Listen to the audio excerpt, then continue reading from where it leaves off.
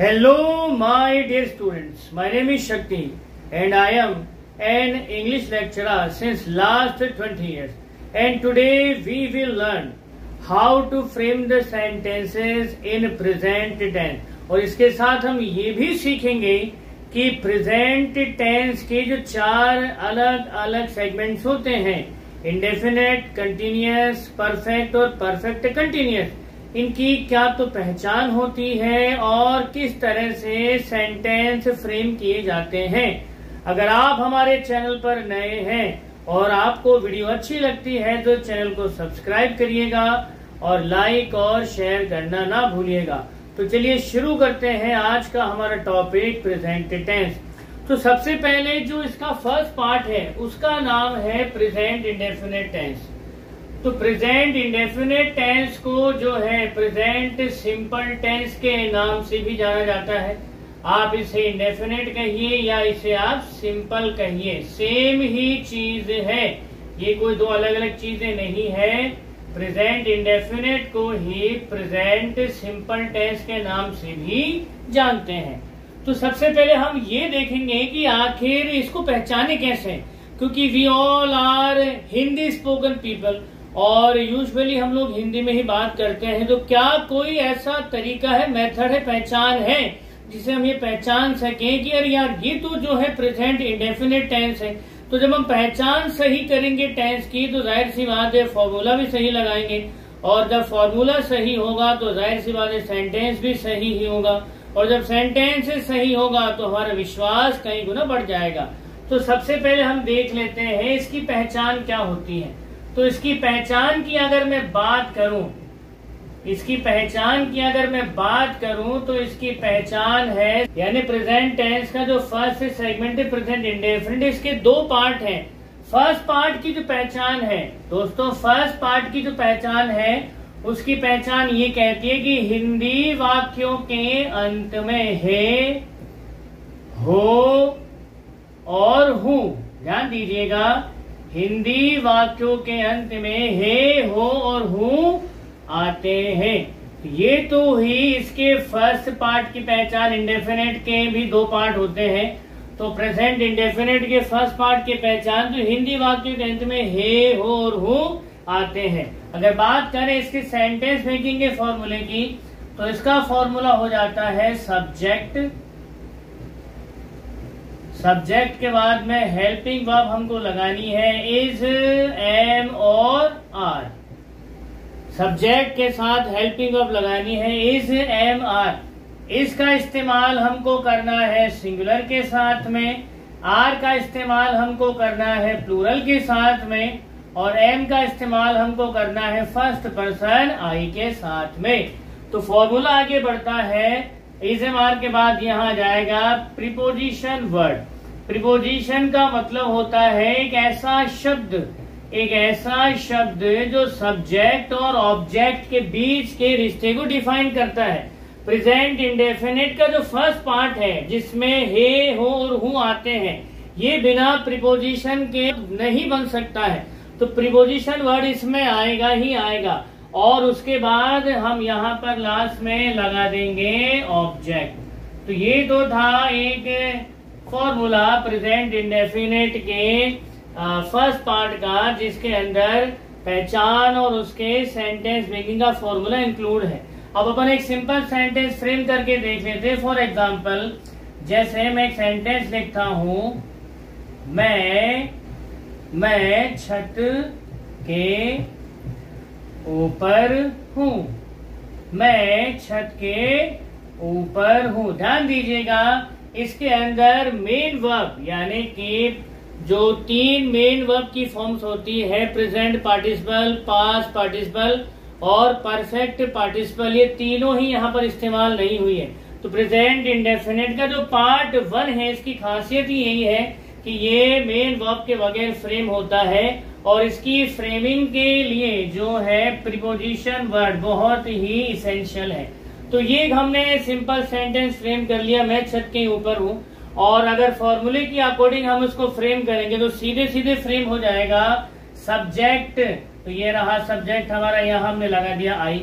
अब according to the formula हमको लगानी है हेल्पिंग वर्ब। जैसा मैंने कहा था, इसका इस्तेमाल करना है सिंगुलर के साथ में, आर का प्लूरल के साथ में, और अगर सेंटेंस फर्स्ट पर्सन मैं से स्टार्ट हुआ है तो उसके साथ हमको एम लगाना है। तो यहाँ पर सब्जेक्ट फर्स्ट पर्सन ही है, तो यहाँ पर हम हेल्पिंग वर्ब लगा देंगे एम। आ रहा है समझ में? आई होप यहाँ तक आपके समझ में आ गया होगा।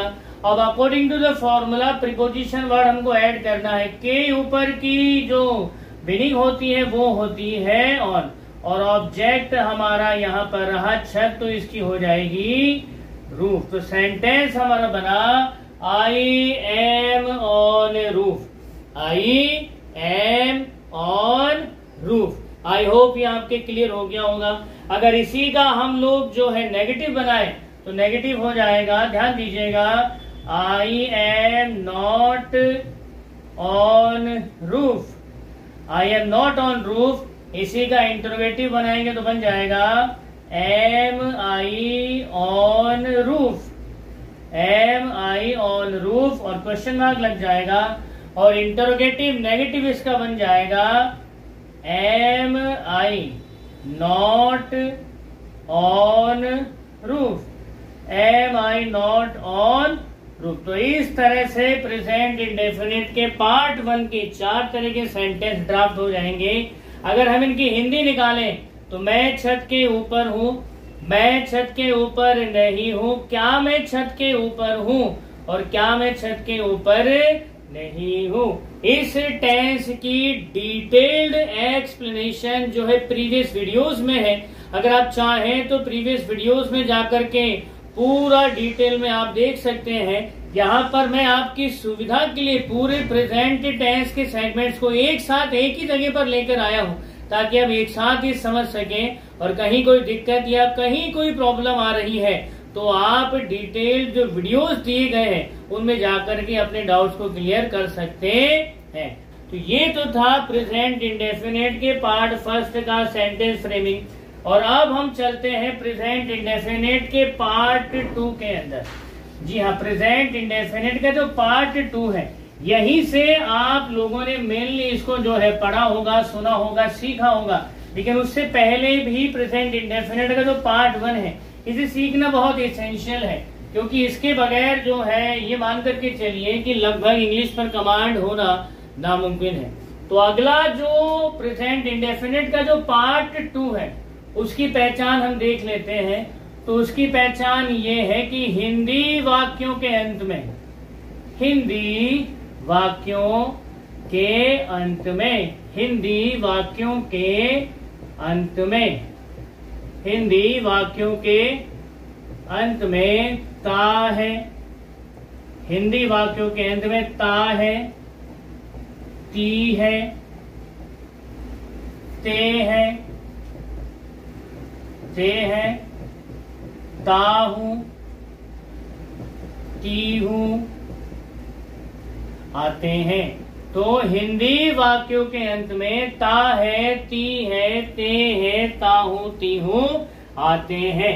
अगर हम बात करें इसके सेंटेंस मेकिंग के फॉर्मूले की, तो उसका सेंटेंस मेकिंग का फॉर्मूला अफर्मेटिव का हो जाता है। सबसे पहले आ जाएगा सब्जेक्ट, उसके बाद में आ जाएगा मेन वर्ब की फर्स्ट फॉर्म। अच्छा, इसमें एक ट्विस्ट है। अगर सब्जेक्ट सिंगुलर है, ध्यान दीजिएगा, अगर सब्जेक्ट सिंगुलर है तो सिंगुलर सब्जेक्ट के अंदर हमको जो है या तो मेन वर्ब के अंदर एस, या फिर ई एस, या फिर आई ई एस ऐड करना ही पड़ेगा, अगर सब्जेक्ट सिंगुलर है तो। और अगर सब्जेक्ट सिंगुलर नहीं है, प्लूरल है, तो कोई इश्यू नहीं है, खाली फॉर्मूला यहीं तक चलेगा। सब्जेक्ट मेन वर्ब की फर्स्ट फॉर्म, उसके बाद में प्रीपोजिशन वर्ड अगर दिया गया है तो उसको लगा दीजिए, और अगर नहीं दिया गया तो उसको छोड़ दीजिए। तो ये तो है बेसिक फ्रेमिंग का फॉर्मूला सेंटेंसेस का। अब हम एक सिंपल सेंटेंस फ्रेम करके देख लेते हैं कि किस तरह से जो है सेंटेंस बनेंगे इस टेंस के अंदर। तो सबसे पहले हम एक सिंपल सेंटेंस ले लेते हैं। तो यहाँ पर मैं कुछ सब्जेक्ट लिख रहा हूँ, एक्चुअली ये वही 9 सब्जेक्ट्स हैं जिन पर पूरी की पूरी इंग्लिश ग्रामर का ताना बाना बुना गया है, यानी कि 9 सब्जेक्ट्स के बाहर कुछ भी नहीं है। अगर मैं ये कहूं कि पूरी की पूरी जो भाषा है, चाहे वो हिंदी हो, चाहे वो इंग्लिश हो, चाहे दुनिया की कोई सी भी लैंग्वेज हो, वो सारी की सारी इन्हीं 9 सब्जेक्ट्स पर बेस्ड है।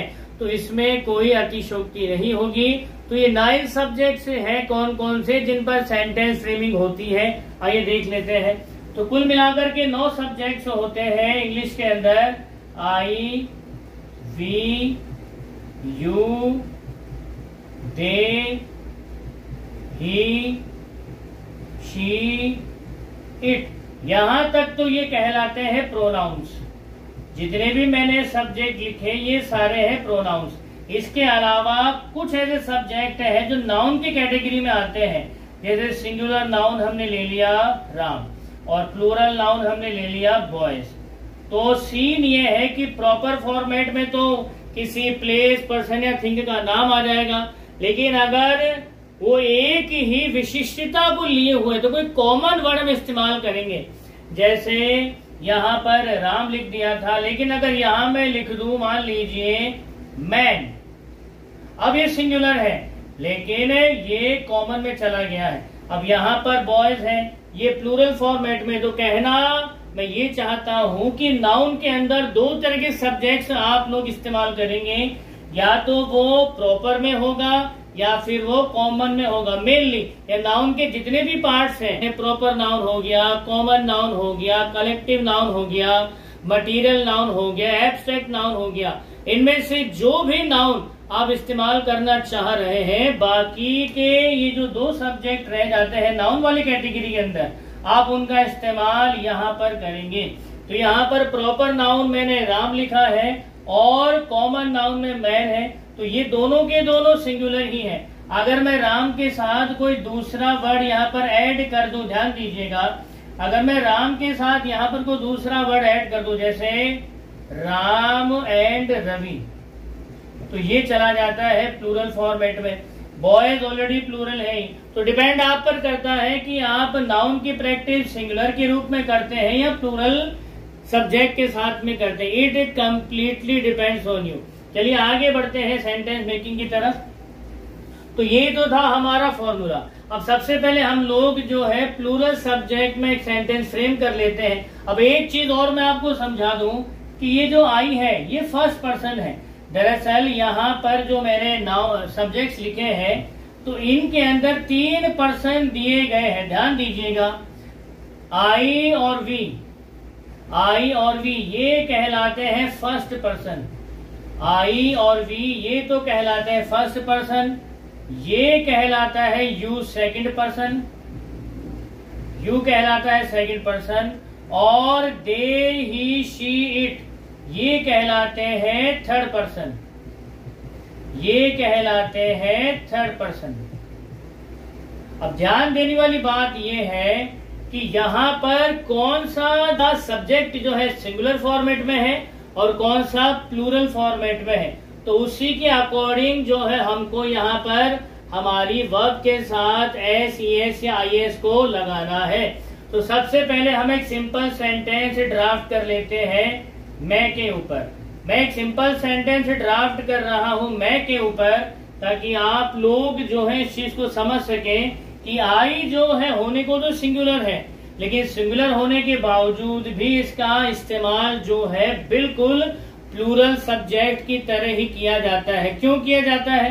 क्योंकि पूरी इंग्लिश ग्रामर के अंदर केवल आई को एक तरह से प्रिविलेज है कि आई फर्स्ट पर्सन है, आई और भी दोनों फर्स्ट पर्सन है, लेकिन आई सिंगल होते हुए भी क्योंकि फर्स्ट पर्सन में कैटेगराइज होता है, तो फर्स्ट पर्सन होने के नाते इसको वही ट्रीटमेंट मिलता है जो कि प्लूरल सब्जेक्ट्स को मिलता है।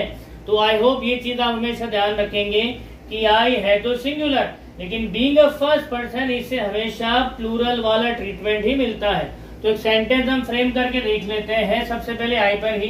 तो सेंटेंस हम बनाते हैं मैं घर जाता हूँ, मैं घर जाता हूँ। अब ध्यान दीजिएगा यहाँ पर जो हमारी पहचान है ता हूँ, वो लास्ट में आ गई है। मैं घर जाता हूँ, तो पहचान आ गई है। तो अकॉर्डिंग टू द फॉर्मूला हम इसको ड्राफ्ट कर देंगे। तो क्या था फॉर्मूला? सब्जेक्ट मेन वर्ब, अगर S E S I S की नीड है, कब? अगर सब्जेक्ट सिंगुलर है तो उसका इस्तेमाल करेंगे, अदरवाइज हम इसका इस्तेमाल नहीं करेंगे। तो फॉर्मूला है सब्जेक्ट प्लस मेन वर्ब की first form plus preposition plus object. Preposition का सीन ये है कि अगर सेंटेंस में रिक्वायर्ड है, दी गई है, तो लगा दीजिए, अदरवाइज इसको जबरदस्ती घुसेड़ने की आवश्यकता नहीं है। तो according to the formula sentence हमारा बन जाएगा, सब्जेक्ट के लिए इस्तेमाल हम करेंगे मैं। तो ये हो गया हमारा आई। अब यहाँ पर मेन वर्ब क्या है? ये रही वर्ब जाता हूँ। तो जाने की जो फर्स्ट फॉर्म होती है वो होती है गो। तो ये हमने गो ऐसे कैसे लगा दिया। अब ये जो मैं है वो सिंगुलर सब्जेक्ट तो है नहीं, तो इसके अंदर एस ई एस और आई ई एस जोड़ने का जो कंपल्शन है वो तो है ही नहीं, तो इसको स्किप करेंगे।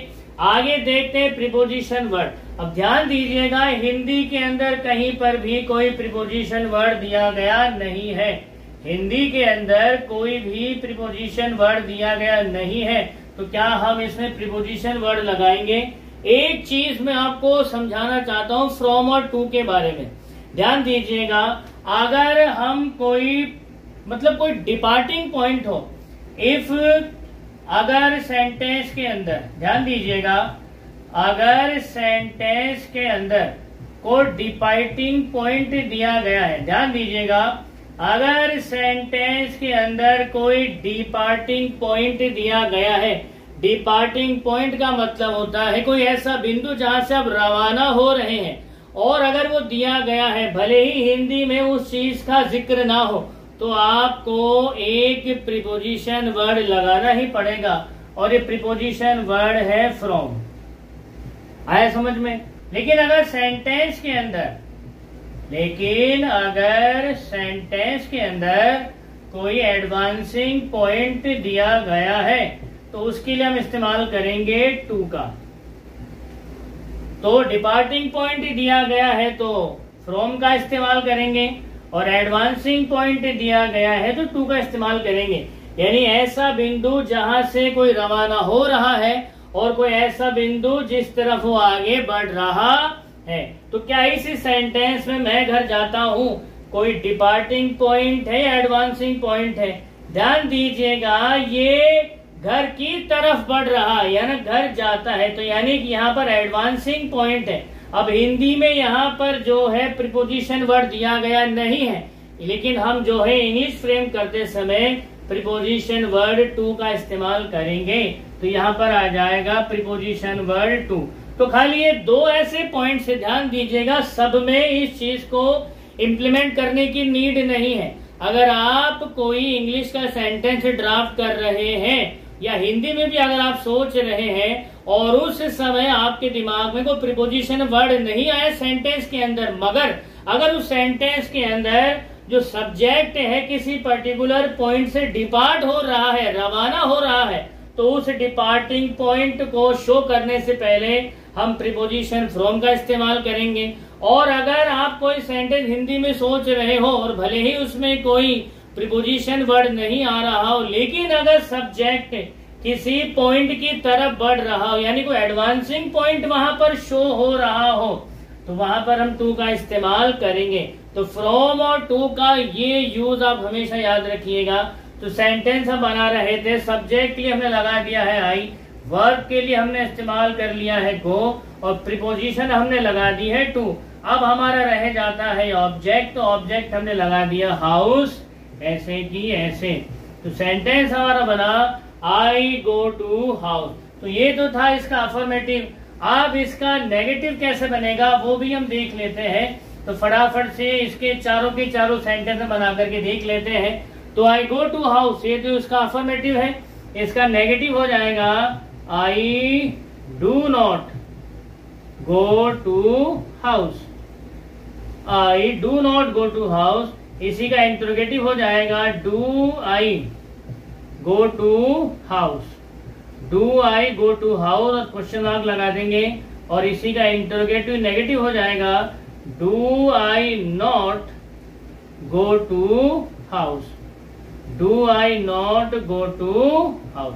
तो इस तरीके से प्रेजेंट इंडेफिनिट पार्ट 2 के जो प्लूरल सब्जेक्ट है उनको हम ड्राफ्ट करेंगे।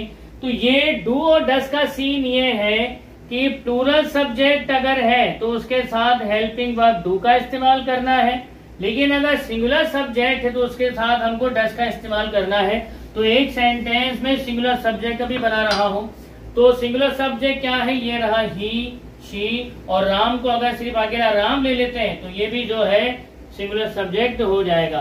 तो मैं सीधा ही पर एक सेंटेंस बनाता हूं। अब ये मैं घर जाता हूं, इसकी जगह हम करेंगे वह, इसकी जगह करेंगे वह, और हूं को कर देंगे हम यहाँ पर है, हूं को कर देंगे है। तो सेंटेंस बना वह घर जाता है। तो अब इसकी फ्रेमिंग हम कर लेते हैं। तो वह के लिए इस्तेमाल करेंगे हम सीधा सीधा ही, ये हमने ही लगा ही दिया है। अब हमको लगानी है मेन वर्ब की फर्स्ट फॉर्म। तो यहाँ पर वर्ब वही है, ऑब्वियसली गो ही है। तो यहाँ सबसे पहले हम गो लिखेंगे, लेकिन सीन ये है कि अगर सब्जेक्ट सिंगुलर है, ध्यान दीजिएगा, अगर सब्जेक्ट सिंगुलर है तो उसकी मेन वर्ब के अंदर एस, ईएस और आईएस का इस्तेमाल हम करेंगे ही करेंगे। तो ये एस, ईएस और आईएस कब कब कहाँ कहाँ किस तरह से करते हैं, इसका डिटेल्ड वीडियो मैं ऑलरेडी बना के प्लेलिस्ट में डाल चुका हूं। तो अगर आपको डिटेल में हर एक चीज की बारीकी जाननी है तो प्लेलिस्ट में जाकर के वीडियोस को देखिए, ताकि आपकी और बेहतर और डीपर कमांड हो सके। यहाँ पर मैं सिर्फ उस चीज की समरी कर रहा हूँ कि यहाँ पर क्या ऐड होगा, कि एस, ईएस और आईएस कब किन कंडीशंस में लगाएंगे। तो ध्यान दीजिएगा, अगर सिंगुलर सब्जेक्ट की main verb double S, C H, S H, O, X और डबल जेड इन पर खत्म हो रही है तो उसके एंड में हम लोगों को ऐड करना है ईएस। अगर किसी सिंगुलर सब्जेक्ट की मेन वर्ब वाई पर एंड हो रही है और वाई से पहले अगर कोई कॉन्सोनेंट लेटर है, वाई से पहले अगर कोई कॉन्सोनेंट लेटर है तो उस कंडीशन में वाई को हटा देंगे और जो वर्ब है उसके अंदर हम आई ई एस का इस्तेमाल करेंगे। अच्छा, वाई से ठीक पहले अगर कोई वोवेल लेटर है, वाई से ठीक पहले अगर कोई वोवेल लेटर है तो हम वाई को नहीं हटाएंगे, मेन वर्ब में ही एस जोड़ देंगे।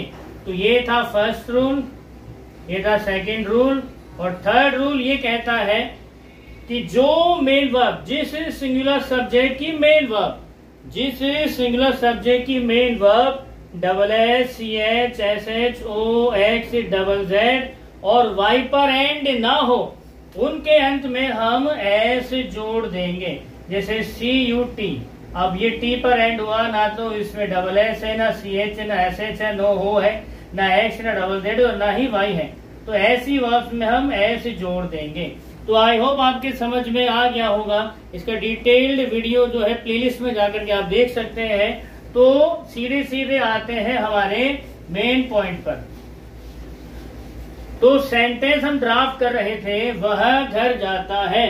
तो ही यहाँ पर हमने ही ऐसे कैसे लिख दिया और अकॉर्डिंग टू द फॉर्मूला यहाँ हमने गो लगा दिया है, लेकिन चूंकि सिंगुलर है तो इसमें कुछ ऐड करना है। तो यहाँ पर ऐड हो जाएगा ई एस। तो सेंटेंस अब तक बना ही गोस, अब वही प्रीपोजिशन वर्ड ऐड करना है क्योंकि यहाँ पर एडवांसिंग पॉइंट है। He goes to house, he goes to house. अब इसी का अगर हम नेगेटिव बनाएंगे तो सेंटेंस बन जाएगा he does not go to house. अब ध्यान दीजिएगा, जब तक हम लोग अफर्मेटिव में थे तो मेन वर्ब के अंदर एस, ईएस और आईएस लगाने का कंपल्सन था, किसमें, सिंगुलर सब्जेक्ट्स के अंदर। लेकिन जैसे ही हम लोग नेगेटिव में बढ़ते हैं तो वहां पर जो है हेल्पिंग वर्ब डज आना स्टार्ट हो जाती है, और जैसे ही डज का इस्तेमाल हुआ हमको मेन वर्ब में एस, ईएस या आईएस लगाने की कोई नीड नहीं है। मेन वर्ब की फर्स्ट फॉर्म को एज इट इज हम इस्तेमाल करेंगे। तो सेंटेंस हमारा बन गया he does not go to house. उसके बाद इसी का इंटरोगेटिव हो जाएगा does he go to house. Does he go to house और इसी का इंटरोगेटिव नेगेटिव हो जाएगा does he not go to house. और एक क्वेश्चन मार्क लगा करके सेंटेंस को हम एंड कर देंगे। तो ये था हमारा प्रेजेंट इंडेफिनिट टेंस। अब हम सीधा करेंगे प्रेजेंट कंटिन्यूअस टेंस और सबसे पहले हम देखेंगे उसकी पहचान। तो प्रेजेंट कंटिन्यूअस टेंस की क्या पहचान होती है, आइए सबसे पहले हम वही देख लेते हैं। तो प्रेजेंट कंटिन्यूअस टेंस की पहचान, प्रेजेंट कंटिन्यूअस टेंस की क्या पहचान होती है। तो प्रेजेंट कंटिन्यूअस टेंस की पहचान होती है हिंदी वाक्यों के अंत में, हिंदी वाक्यों के अंत में, हिंदी वाक्यों के अंत में रहा है, हिंदी वाक्यों के अंत में रहा है, रही है, रहे हैं, रहा हूं, रहा हूं और रही हूं आते हैं। तो ये इसकी बेसिक पहचान है। हिंदी वाक्यों के अंत में रहा है, रही है, रहे हैं, रहा हूं, रही हूं आते हैं। अगर हम बात करें इसके सेंटेंस मेकिंग के फॉर्मूले की, तो फॉर्मूला अफर्मेटिव का बन जाता है, फॉर्मूला अफर्मेटिव का बन जाएगा। यहाँ पर सबसे पहले आ जाएगा सब्जेक्ट, सब्जेक्ट के बाद में हमको लगानी है helping verb is, am, are. उसके बाद हमको लगानी है मेन वर्ब की फर्स्ट फॉर्म, उसमें जोड़ना है हमको आईएनजी, फिर हमको ऐड करना है प्रीपोजिशन और फाइनली आ जाएगा ऑब्जेक्ट। प्रीपोजिशन के मैंने बता ही दिया है, अगर कहीं पर नीड है तो लगा दीजिए और नीड नहीं है तो छोड़ दीजिए। मगर डिपार्टिंग पॉइंट और एडवांसिंग पॉइंट अगर सेंटेंस में मेंशन है तो आपको फ्रॉम या टू इनमें से किसी एक का इस्तेमाल करना ही पड़ेगा। तो एक सेंटेंस हम फ्रेम करके देख लेते हैं, उसी सेंटेंस को लेके चलते हैं कंटिन्यूअस में। तो सेंटेंस था मैं घर जाता हूं का मैं घर जा रहा हूं, मैं घर जा रहा हूं। तो इसकी अंग्रेजी बनाएंगे तो सबसे पहले आएगा सब्जेक्ट, तो ये रहा हमारा सब्जेक्ट, तो हमने लगा दिया यहाँ पर सीधे सीधे आई। उसके बाद में हमको लगानी है हेल्पिंग वर्ब इज, एम या आर, तो इसके साथ इस्तेमाल होएगा एम। अब अकॉर्डिंग टू द फॉर्मूला हमको लगानी है मेन वर्ब, तो मेन वर्ब है जाना, तो यहाँ पर लगाया हमने गो और उसमें जोड़ देंगे आईएनजी, तो बन जाएगा रहा हूं। तो सेंटेंस अब तक हमारा बना I am going. Advancing point है घर, तो यहाँ पर हम लगा देंगे टू और ऑब्जेक्ट हमारा घर है ही, तो इसके लिए हम इस्तेमाल करेंगे हाउस। तो सेंटेंस हमारा बना I am going to house. इसी का अगर हम नेगेटिव करें तो नेगेटिव हो जाएगा I am not going to house, I am not going to house. इसी का इंटरोगेटिव हो जाएगा am I going to house, am I going to house. और इसी का इंटरोगेटिव नेगेटिव हो जाएगा am I not going to house. तो इस तरह से प्रेजेंट कंटिन्यूअस में सेंटेंस फ्रेम होंगे।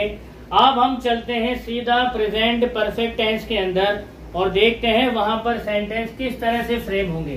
तो प्रेजेंट परफेक्ट टेंस का मतलब होता है कि किसी काम को पूरा कर लिया गया है। ध्यान से समझिएगा, कोई एक्शन या कोई वर्क पूरा तो हो गया है, लेकिन उसके पूरा होने का असर अभी भी देखा जा सकता है। तो सबसे पहले हम देखते हैं प्रेजेंट परफेक्ट की पहचान। सबसे पहले हम प्रेजेंट परफेक्ट टेंस की जो है पहचान देख लेते हैं। तो प्रेजेंट परफेक्ट टेंस की पहचान हो जाएगी हिंदी वाक्यों के अंत में, हिंदी वाक्यों के अंत में, हिंदी वाक्यों के अंत में मेन पहचान है चुका है। हिंदी वाक्यों के अंत में चुका है, चुकी है, चुके हैं, चुका हूं, चुका हूं और चुकी हूं आते हैं। तो बेसिक पहचान इसकी यही है कि हिंदी वाक्यों के अंत में चुका है, चुकी है, चुके हैं, चुका हूं और चुकी हूं आते हैं। लेकिन हम जो है बहुत कम तरीके से इन शब्दों का इस्तेमाल करते हैं। इनकी जगह पर हम लोग बोलते हैं लिया है। ध्यान से देखिएगा, लिया है, दिया है, किया है,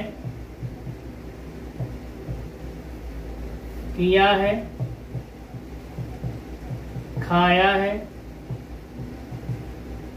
पिया है और कुछ इसी तरह के शब्द। तो हिंदी वाक्यों के अंत में मेन पहचान है, हिंदी वाक्यों के अंत में चुका है, चुकी है, चुके हैं, चुका हूं और चुकी हूं आते हैं। लेकिन बेसिकली हम लोग जिन शब्दों का इस्तेमाल करते हैं वो शब्द है लिया है, दिया है, किया है, खाया है, पिया है इत्यादि इत्यादि। तो हम सेंटेंस फ्रेमिंग करके देख लेते हैं किस तरह से सेंटेंस बनेंगे। तो यहाँ पर सबसे पहले मैं इसका फॉर्मूला लिख देता हूँ सेंटेंस फ्रेमिंग का, अफर्मेटिव का। तो सेंटेंस मेकिंग का फॉर्मूला है सब्जेक्ट, सब्जेक्ट के बाद में हैज और हैव, उसके बाद में मेन वर्ब की यहाँ पर आ जाएगी थर्ड फॉर्म, उसके बाद में प्रीपोजिशन और फाइनली हमको लगाना है ऑब्जेक्ट। तो ये फॉर्मूला अफर्मेटिव का है। तो एक सेंटेंस हम बना लेते हैं या उसी सेंटेंस को परफेक्ट में लेकर के आते हैं। सेंटेंस क्या था, मैं बाजार जा रहा हूं। अब सेंटेंस बन जाएगा मैं बाजार, मैं बाजार जा चुका हूं, मैं बाजार जा चुका हूं। तो इसकी अंग्रेजी बन जाएगी, सब्जेक्ट के लिए हम इस्तेमाल करेंगे आई। तो ये आई हमने ऐसे कैसे लगा दिया। अब आई के साथ हमको लगानी है हेल्पिंग वर्ब, हैज या है। तो मैंने पहले ही आपको बता दिया है कि आई जो है फर्स्ट पर्सन है, हालांकि होने को तो सिंगुलर ही है, लेकिन बीइंग अ फर्स्ट पर्सन इसको हमेशा प्लूरल की तरह ही ट्रीट किया जाता है। तो इसके साथ हम लगा देंगे हेल्पिंग वर्ब हैव। तो यहाँ तक हमारा सेंटेंस हो गया, सब्जेक्ट हमारा आ गया है, हेल्पिंग वर्ब हमने लगा ही दी है। अब हमको लगानी है मेन वर्ब की थर्ड फॉर्म। तो वर्ब यहाँ पर कहाँ है, ये रही जाना, और थर्ड फॉर्म हमको चाहिए चुका हूं, जा चुका हूं की शक्ल में। तो यहाँ पर हम परफेक्ट पार्टिसिपल का इस्तेमाल करेंगे। तो फर्स्ट फॉर्म होती है गो, सेकंड फॉर्म हुई वेंट और थर्ड फॉर्म उसकी हो जाती है गॉन। तो यहाँ पर हम इस्तेमाल करेंगे गॉन। तो सेंटेंस अब तक बना आई हैव गॉन। अब बारी आती है प्रीपोजिशन की। क्या सेंटेंस में प्रीपोजिशन वर्ड दिया गया है? हिंदी में तो दिया गया नहीं है, लेकिन यहाँ पर एक चीज मेंशन है एडवांसिंग पॉइंट, और एडवांसिंग पॉइंट है बाजार। तो सेंटेंस में हम लगाएंगे टू। तो आई हैव गॉन टू और ऑब्जेक्ट हमारा बाजार है ही, तो यहाँ पर हम लगा देंगे सीधा सीधा मार्केट। तो सेंटेंस हमारा बना I have gone to market. ये तो था इसका अफर्मेटिव।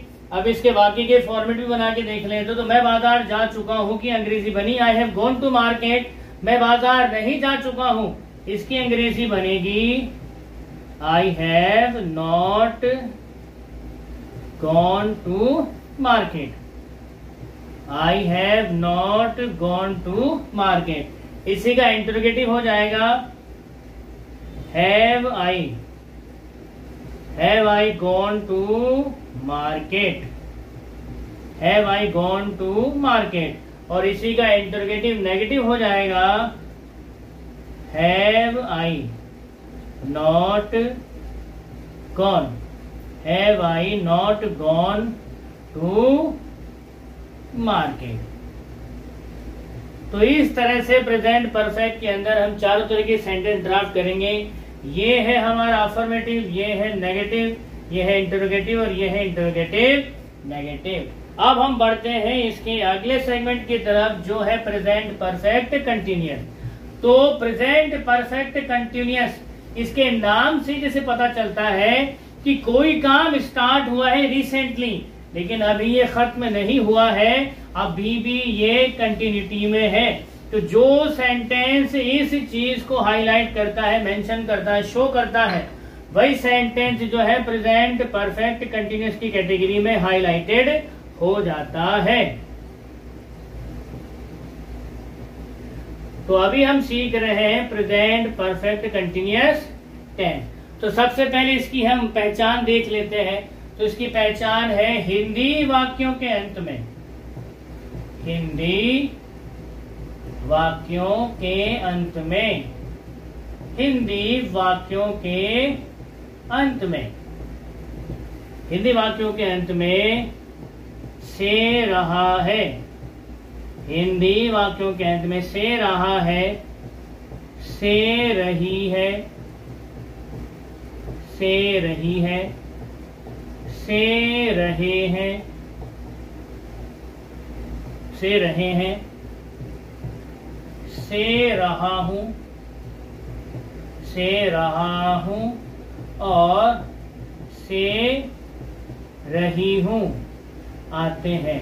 तो हिंदी वाक्यों के अंत में से रहा है, से रही है, से रहे हैं, से रहा हूं और से रही हूं आते हैं, यही आते हैं। अब ध्यान से एक चीज को समझ लीजिएगा ताकि आपको बाद में कोई कंफ्यूजन ना हो। ये जो से है और ये जो रहा है, पहचान में तो आपको साथ में दिख रहे होंगे, लेकिन सेंटेंस फ्रेमिंग में दोनों अलग अलग इस्तेमाल होते हैं, दोनों साथ में नहीं आते हैं। से आपको हमेशा समय के साथ लगा हुआ मिलेगा और रहा जो है बाद में मिलेगा। तो कंफ्यूज ना हो, आपको सेंटेंस बना रहे हो और उसमें से रहा साथ में नहीं ऐड हो रहा हो तो कंफ्यूज होने की नीड नहीं है। से आपको टाइम के साथ लगाना है और रहा रही उसके बाद ऐड करना है। तो एक सेंटेंस फ्रेम करके देख लेते हैं, उसे समझेंगे। पहले देख लेते हैं कि इसका सेंटेंस मेकिंग का फॉर्मूला है क्या। तो सबसे पहले हम यहाँ लगाएंगे सब्जेक्ट, सब्जेक्ट के बाद में लगाएंगे हैज और हैव, हेल्पिंग वर्ब। उसके बाद हमको लगाना है BEEN। उसके बाद में हमको लगाना है मेन वर्ब की फर्स्ट फॉर्म, और मेन वर्ब की फर्स्ट फॉर्म में हमको जोड़ देना है ING। उसके बाद हमको ऐड करना है प्रीपोजिशन, उसके बाद हमको ऐड करना है ऑब्जेक्ट, और उसके बाद हमको ऐड करना है सेंटेंस के अंदर अगर फिक्स टाइम दिया गया है तो उसके लिए इस्तेमाल करेंगे सिंस का, और अगर अनिश्चित समय दिया गया है तो उसके साथ इस्तेमाल करेंगे फॉर का, और उसके बाद हम यहाँ पर वो टाइम ऐड कर देंगे, लगा देंगे जो सेंटेंस में दिया गया है। तो ये जो फॉर्मूला है ये है अफर्मेटिव का, सकारात्मक वाक्यों का फॉर्मूला है। तो हम एक सेंटेंस बना करके देख लेते ताकि हमको समझ में आ जाए। तो वही सिंपल सेंटेंस है, हम इसको ड्राफ्ट करते हैं। तो सेंटेंस हमारा था मैं कई दिनों से, मैं कई दिनों से। ध्यान दीजिएगा कि जो मैं आपको बात बता रहा था से, तो इस से का इस्तेमाल समय के साथ में हुआ है, इस से का इस्तेमाल समय के साथ में हुआ है। तो मैं कई दिनों से स्कूल जा रहा हूं, मैं कई दिनों से स्कूल जा रहा हूं। तो ये से आपको हमेशा लगेगा समय के साथ में, और ये जो रहा रही है ये आपको हमेशा ऑब्जेक्ट के साथ लगा हुआ मिलेगा। तो कभी भी सेंटेंस फ्रेमिंग में कंफ्यूज होने की नीड आपको नहीं है कि यार ये सर ने तो बताया था से रहा है, से रही है आएंगे, लेकिन ये तो साथ में आ ही नहीं रहे। तो टेंशन की कोई नीड नहीं है, से हमेशा आपको टाइम के साथ लगा हुआ मिलेगा, और ये जो रहा है, रही है, रहे हैं, ये आपको ऑब्जेक्ट के साथ लगा हुआ मिलेगा। तो हमने एक सिंपल सेंटेंस यहाँ पर लिखा हिंदी में, मैं कई दिनों से स्कूल जा रहा हूँ। तो इस सेंटेंस को हम लोग जो है according to the formula draft कर लेते हैं इंग्लिश में। तो सेंटेंस हमारा बनेगा, सबसे पहले आई के लिए हमने ऐड कर दिया यहाँ पर आई। अब आई के साथ हेल्पिंग वर्ब हमको लगानी है, तो हमने हैव यहाँ पर ऐसे कैसे इस्तेमाल कर ली। अब हमको लगाना है according to the formula been, singular हो चाहे प्लूरल हो, सबके साथ में बीन लगाना है, तो बीन लगा दीजिए। तो यहाँ पर हमने लगा दिया बीन। अब हमको लगानी है मेन वर्ब के फर्स्ट फॉर्म। तो मेन वर्ब ये रही, जा रहा हूं, आईएनजी लग करके जा रहा हूं हो जाएगा।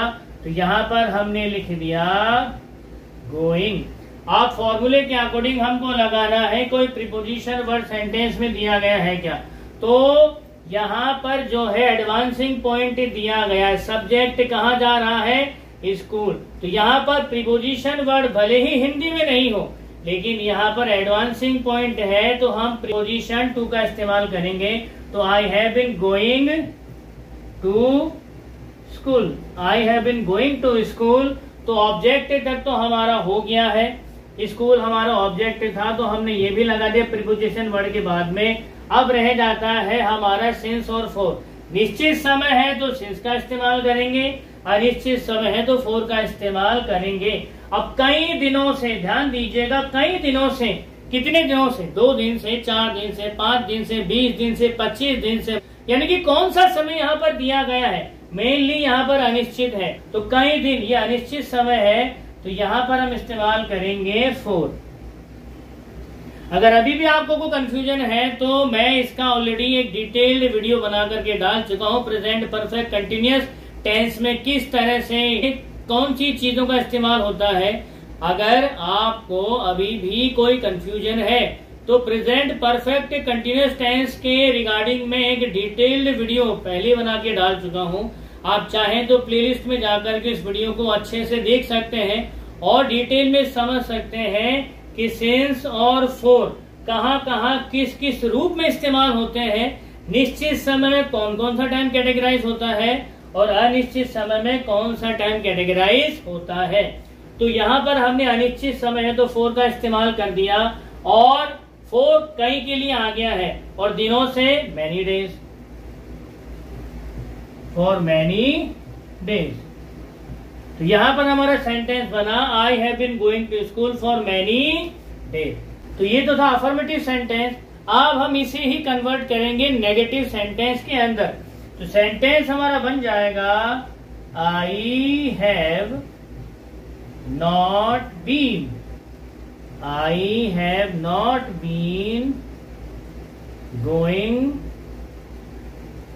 To school, I have not been going to school for many days. I have not been going to school for many days. इसी का इंटरोगेटिव बन जाएगा have I been, have I been going to school, have I been going to school for many days, have I been going to school for many days। और इसी का interrogative negative हो जाएगा have I not been, have I not been going to school, have I not been going to school for many days, have I not been going to school for many days। तो इस तरह से हम present perfect continuous में चारों तरह की sentence को फ्रेम करेंगे। तो आज की क्लास में हम इतना ही लेंगे। इसकी अगली क्लास में हम लोग पास्ट इंडेफिनेट के अलग अलग सेगमेंट्स को डीपली सीखेंगे, समझेंगे, एनालाइज करेंगे, सेंटेंस फ्रेमिंग करना सीखेंगे और पास्ट टेंस में किस तरह से जो है हम अपनी बात को कहें उसको डिटेल में डीप में सीखेंगे। तब तक आप खुश रहिए, मुस्कुराते रहिए। जय हिंद, जय भारत, वंदे मातरम।